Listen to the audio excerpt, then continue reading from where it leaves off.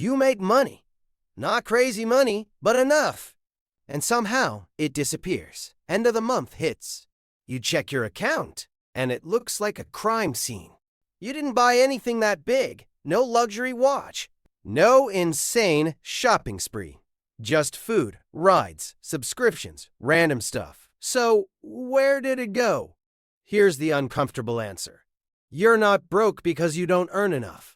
You're broke because your system is broken. This isn't about being bad with money as a personality trait. It's about a few predictable behaviors that quietly drain you every day. Today, we fix that. And we're going to use one simple example the entire time. Your monthly food spending. Because that's where most people leak money like crazy. Let's get into it.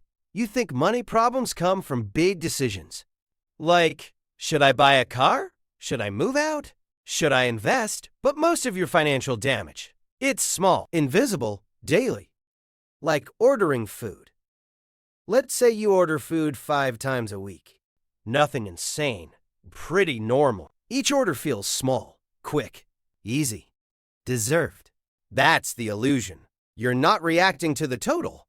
You're reacting to the moment. So what?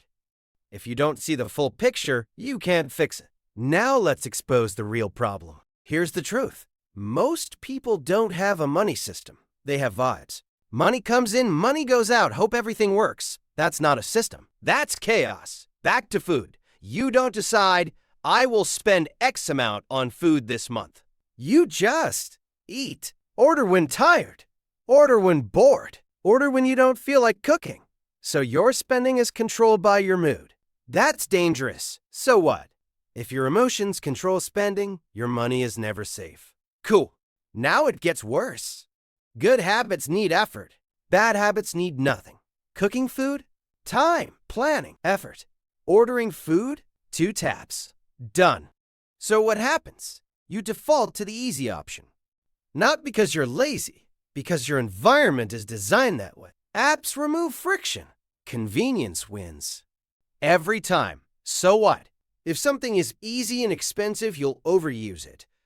Okay, now let's talk about something sneakier. Invisible spending, the most dangerous spending, is the kind you forget.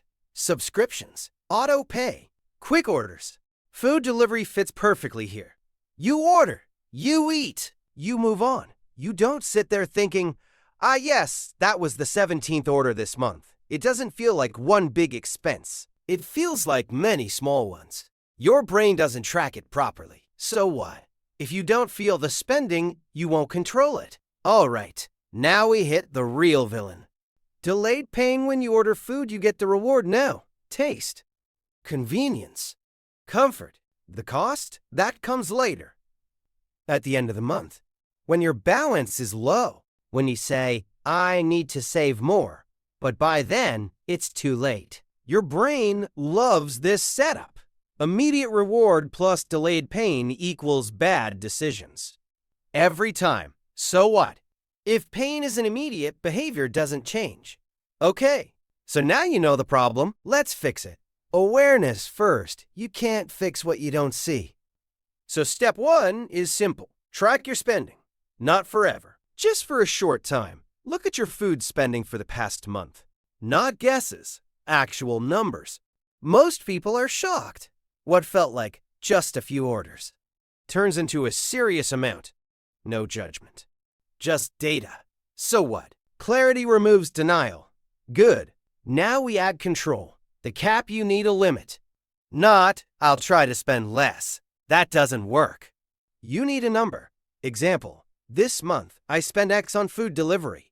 That's your cap. Now something interesting happens. Every order becomes a decision. Before, automatic. Now, intentional. You start thinking, is this worth it? That's powerful. So what? Limits force prioritization.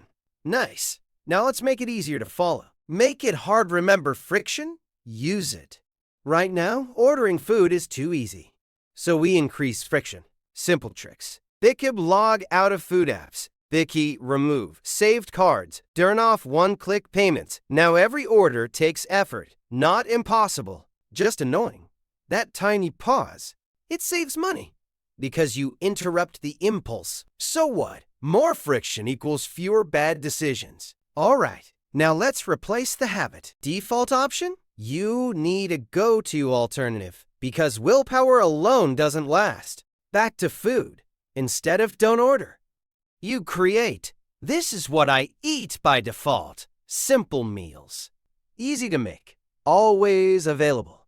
Now, when you're tired, you don't think. You just follow the default. Same convenience. Lower cost. So what? Good defaults beat strong willpower. Cool. Now let's zoom out. Lifestyle creep, here's another trap. You start earning more. And you start spending more. Better food. More orders. More convenience. Nothing feels excessive.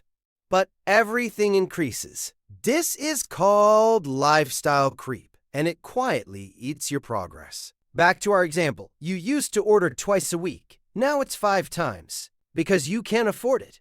But your savings didn't grow. So what? If spending grows with income, you stay stuck. All right, now let's fix your mindset. Value check, not all spending is bad. Ordering food isn't evil. The question is it worth it? Sometimes, yes. You're busy. You're out. You need it. But most of the time, it's just convenience. And expensive convenience adds up. So you